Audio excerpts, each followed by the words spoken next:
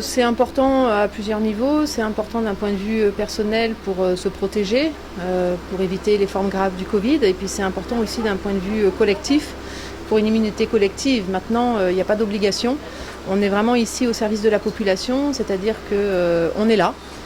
Si les gens veulent venir juste prendre des renseignements, avoir un entretien avec un médecin et pour pouvoir faire leur choix, ils sont les bienvenus aussi, même s'ils ne se font pas vacciner. Et peut-être que ça leur permettra de mûrir la réflexion, d'avoir tout en main pour pouvoir choisir et puis peut-être se faire vacciner à notre prochain passage ou à un autre moment. Et autrement, pour ceux qui veulent, qui sont déjà décidés, nous sommes présents pour les vacciner tout au long de la journée de 8h à 16h. Je pense que nous avons tous commencé à comprendre. Moi, j'ai perdu un proche au mois de mars d'un Covid. Ça nous ébranle. Je pense qu'aujourd'hui, on est tous confrontés de près ou de loin à des situations dramatiques. C'est difficile et je pense qu'on commence à comprendre aussi que ça va durer.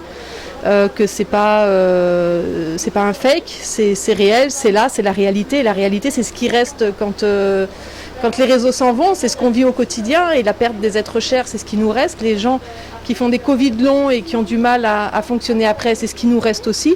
Donc voilà, et nous on est soignants, moi je suis une soignante, dans le camion on est tous des soignants.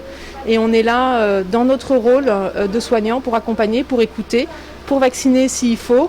Et on est présente pour la population.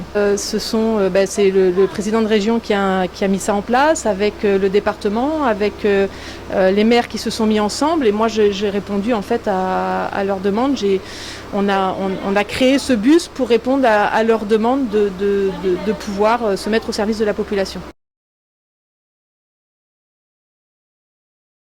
Oui, bien sûr, puisque compte tenu de la crise sanitaire, aujourd'hui, il est important que les différentes collectivités prennent leur part dans cette campagne de vaccination. Donc, tout naturellement, la commune de Baïf a répondu favorablement à la présence du Vaccibus.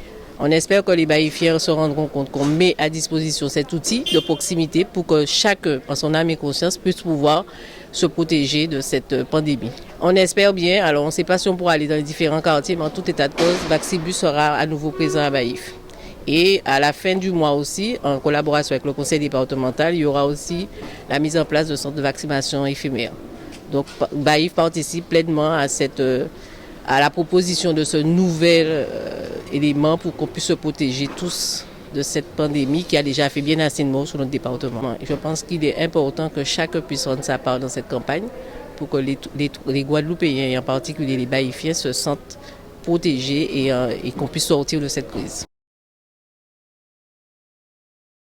Tous les acteurs sont mobilisés pour la vaccination, l'ARS, le CHU, le département, la région bien sûr.